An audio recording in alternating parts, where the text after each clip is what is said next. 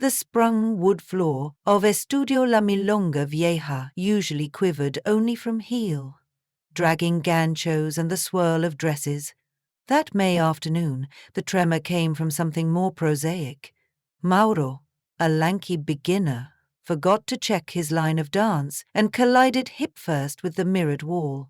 Class stalled in a burst of laughter and murmurs while everyone inspected the long diagonal crack radiating across the silvered surface like lightning pressed between glass. Sofia Alvarez, the studio's owner and instructor, knelt to tape the splinter before anyone got hurt. When she pressed the jagged edge, the mirror shifted. A triangle of glass sagged forward, and behind it she glimpsed not bricks or wiring, but a hollow. Curiosity overcame irritation. She pried farther until the shard gave way with a pop. Something wedged in the cavity slid out. A ledger bound in sun-bleached calfskin, its pages choked with columns of cramped fountain pen ink. ¿Qué es eso? Camila Duarte, the current citywide tango champion, wiped sweat from her brow and bent down beside Sofia. They exchanged the mischievous look that dancers do whenever chance invites mischief. The rest of the class gathered, cell phones ready for spectacle. Sofia brushed grit from the cover. On the front, someone had stamped in gold foil, Premios Nacionales de Tango Comisión Privada. She felt a pinch of unease. "Let's finish class," she said, sliding the ledger into her tote before anyone insisted on reading. "I'll handle repairs." After the students departed, she locked the door and set the ledger beneath the studio's only intact spotlight. Dust motes drifted like cigarette smoke over the pages as she turned them. Each sheet bore 3 columns: year, champion, no porte de corte de a. But the contribution sums were huge dollars, not paced by dancers, but to them, with annotations. Quiroga, Min, Ferrero, Gen or Jazz, every champion from 1952 to 1983. Names now framed on La Milonga Vieja's wall appeared with figures beside them. Sofia's grandfather, Martín Alvarez, was listed under 1961, the year he and her grandmother claimed to have won on pure artistry. The bribe next to his name equaled 2 apartments in Recoleta. She pushed her chair back, angered by how the tidy columns rewrote family legends. She remembered her abuela recounting that night, Ma Tinin's full-body lead, Nora's backbend that froze the judges. But what if applause had been bought? She thumbed forward. Stars she revered: Rojas, Alagangel Medina, the Great Sisters, Barinesh. A knock rattled the iron grate downstairs. Sofia stuffed the book under her jacket before going to the balcony overlooking Defensa Street. Below stood Mateo Luna, a freelance investigative journalist whose articles often appeared in Pemito/12. They'd dated briefly 5 years before. He still came for occasional private lessons under the pretext of improving posture. "I heard glass break," he called. "Need help?" She hesitated, instinctively distrustful of reporters, yet curiosity needed companionship. "Come up quietly." Mateo whistled when she showed him the ledger. "If this is real, you've dropped a grenade on the city's favorite fairy tale. These competitions were broadcast nationwide, especially during the dictatorship. They were cultural bread and circuses." "My grandfather's name is here," she said. "If you plan to print, leave him out. If he took dirty money, why protect him?" "Because he's 90, confused, and the regime pressed everyone." She turned another page. At the back lay a handwritten code. "Los jueces regalvaran el 30%. En efectivo, los campeones 50%. Coordinación 20%. Under it, Custodio, Estudio V. That had to be this studio, which her grandfather bought in 1985 from a mysterious club social. He died before she could ask origins. Mateo photographed pages with his phone, nagging questions all the while. She tolerated him only because she felt dizzy holding history alone. He proposed verifying signatures through banking archives. But first, Sofia insisted they talk to Enrique El Tigre Rojas, 1970 champion, still teaching at a rival salon across town. It was near midnight when they found Rojas outside El Choclo, finishing a cigarette. His once ferocious posture sagged, but his eyes remained amber and feral. "Don Enrique," Sofia said, "may we ask about the nationals?" The old man grinned until she produced the ledger copy. Color drained from his cheeks, the cigarette trembled. "Where did you get that?" he whispered. "In the wall of my studio?" He exhaled smoke. "I always wondered where Diaz hid the cursed thing." "Is it authentic?" Mateo asked. Rojas pinched the bridge of his nose. "Every centavo. The generals and their pet ministers funneled dollars to keep Tango heroic overseas. Proof Argentina was alive and well. Winners got hush money. You either accepted or you disappeared." Sofia's stomach clenched. "My abuelo?" Martin was approached like all of us. He refused. Rojas hesitated. "So they threatened Nora while she was pregnant. He took the envelope, donated half to families of los desaparecidos, and drank the rest in guilt." That nuance rebooted her heartbeat. Guilt was not innocence, but it complicated condemnation. "What about now?" Mateo pressed. "Many listed officials still hold seats." Rojas crushed his cigarette. "If that ledger surfaces, expect visits from men who never unlearned torture. Burn it." Sofia wrapped her arms around herself against the humid night. "Truth deserves daylight." "Truth," Rojas muttered, "is migration. It travels from mouth to mouth until it perches somewhere survivable. Make sure you survive." They left him gazing at gutter water reflecting neon. Next morning, Sofia arrived at La Malonga Vieja to find the police seals ripped from her door. Inside, the cracked mirror lay smashed entirely, glass scattered like ice. A rectangle of darker paint on the opposite wall showed where her grandfather's photograph had hung. It, too, was gone. She scanned for the ledger. She had taken it home, thank God. But the studio felt violated.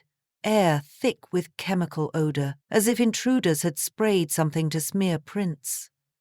Her phone vibrated, an anonymous text with a single warning, "Baylor, no investigate." She called Mateo, who admitted he'd already contacted a banker friend for records. "I'm into this too far to back out," he said. "Meet me at La Boca, midday." She spent the wait practicing alone amid broken glass. Tango technique demands axis, the invisible line balancing body and intention. She forced breath into her core, executed a slow ocho. Shards chimed under her swayed soles, but she danced anyway, promising the room she would rebuild it, mirrored wall or not. In La Boca, they met inside Café Bar Roma, a haunt of dock workers where posters of Peneol curled off flaking plaster. Mateo slid across photocopies of wire transfers dating through 1982. They matched the ledger. More incendiary were contemporary deposits, smaller amounts but regular, into shell firms controlled by Senator Alfredo Quiroga, currently campaigning for mayor.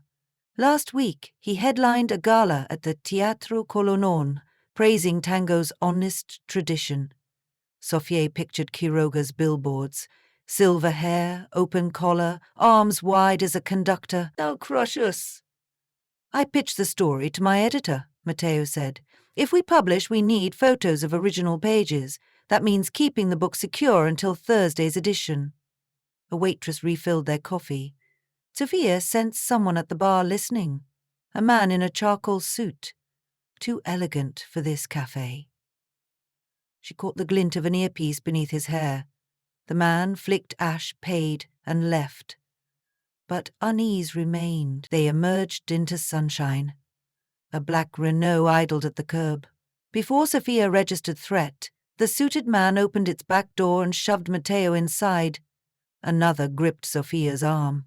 Instinct made her execute a back bolio, heel up, arc, strike.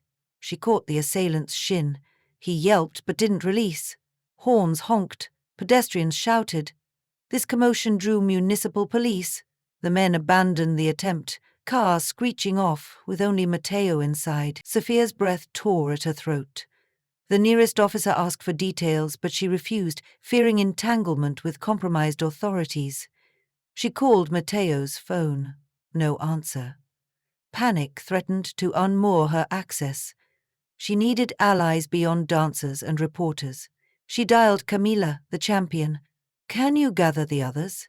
Emergency practice, 10 tonight?" "La Finila is in 2 weeks," Camila said. "What's going on? Just come." All evening, Sophia made calls. By 10, 8 dancers occupied La Milonga Vieja, among plywood over the broken mirror. Some had trophies, some students. All loved tango beyond vanity. She told them everything, holding the ledger like a confession missile. "They kidnapped Matteo," she finished. "Who?" Camila asked. "I suspect Quiroga's campaign. They want the ledger silenced." "Alejandro," a tall milonguero whose brother vanished in 78, stepped forward. "Then we perform a denuncio they cannot ignore." "What stage grants us that?" "The Nationals," Camila answered softly. Eyes circled the room. The finals would be televised from Luna Park. Quiroga planned to attend. Sophia realized the idea forming collective shape. Tango, at its heart, is a dialogue. Lead proposes, follow interprets. She would propose an act of truth. They spent the next week rehearsing in secret warehouses. Camila choreographed a group tango built on militant staccato, echoing marches. Alejandro spliced archival audio of desaparecidos' mothers chanting names. Sofia prepared the climax. She would cross the stage holding the ledger, crack it open mid-step, letting pages fan like a bandoneon.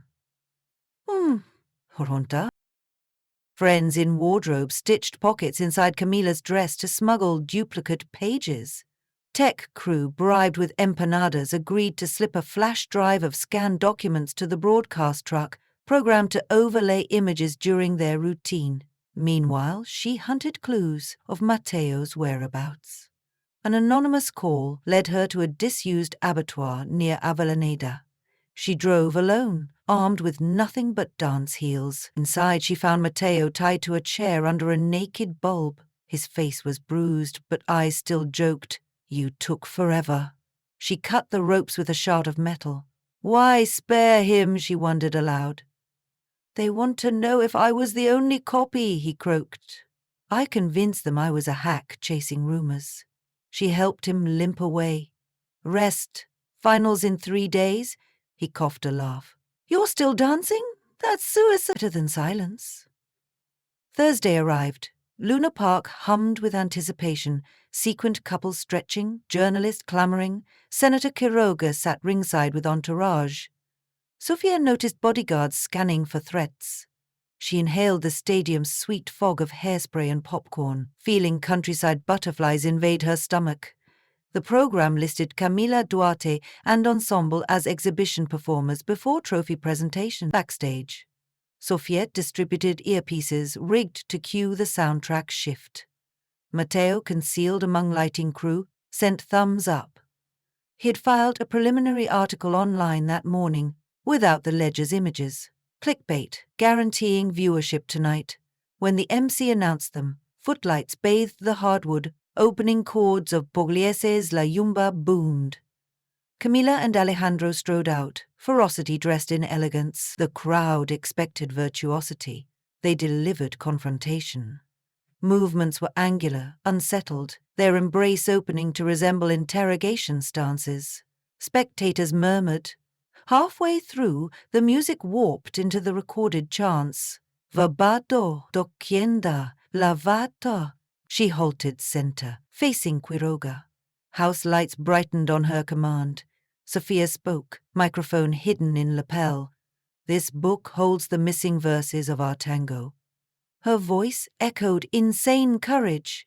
For 30 years, officials bribed champions to pose as trophies of their regime. Those officials include Senator Alfredo Quiroga, seated before you. Gasps and shouts erupted. Quiroga surged up, barking orders. Camila reached into her dress, flinging Xeroxed pages like confetti. They drifted onto judges, audience, cameras. Alejandro's final note stabbed the air. Silence followed, thicker than humidity. Bodyguards climbed the apron, but arena security intercepted, uncertain of jurisdiction. Sofia raised the ledger overhead, opened it so wide it cracked at the spine, the same sound as mirror glass. Camera zoomed, pages, names, amount. Social media exploded. Mateo backstage uploaded scanned images to the newspaper's site. Phones in the crowd buzzed with alerts faster than officials could jam. Police finally ushered the ensemble to a corridor. They seized the ledger, yet couldn't erase the millions of digital copies now online. Outside, protesters already gathered, chanting. Senator Quiroga slipped out a side exit, his motorcade pelted with pamphlets. Hours later, Sofia, Mateo, Camila, and the others sat on the studio floor, amid tools and fresh mirrors ready for installation. The ledger was gone, professionally impounded, but its soul traveled. Camila peeled off false lashes. They disqualified us, in case you're curious. Alejandra laughed until tears came. I have never felt more champion. The news played from a portable radio. Senator Quiroga resigns campaign amid allegations of historic corruption. Federal judge orders inquiry. Reporters replayed the dance performance on a loop, slow mocking pages flaring like doves. Sofia's raised arm iconic. Your grandfather, Mateo said softly. You okay? Sofia hugged her knees. He compromised to protect love. That I can forgive. But now his story includes defiance. She looked at the new mirror leaning against the wall, waiting to be mounted. She imagined pupils practicing before it, seeing not only their reflection, but the invisible fissure that once hid a secret. She intended to etch a fine diagonal line in the corner, a reminder that surfaces deceive. Mateo brushed her hand. You know the tango saying, we step forward but our hearts stay behind? She smiled. Tonight we stepped forward and brought the heart with us. Sunlight seeped pink through the high windows, painting their tired faces. Outside, horns honked in solidarity marches headed toward Plaza de Mayo. Dance shoes scuffed the floor as they rose for an embrace. Above them, the new mirror waited to hold whichever truths they dared dance next.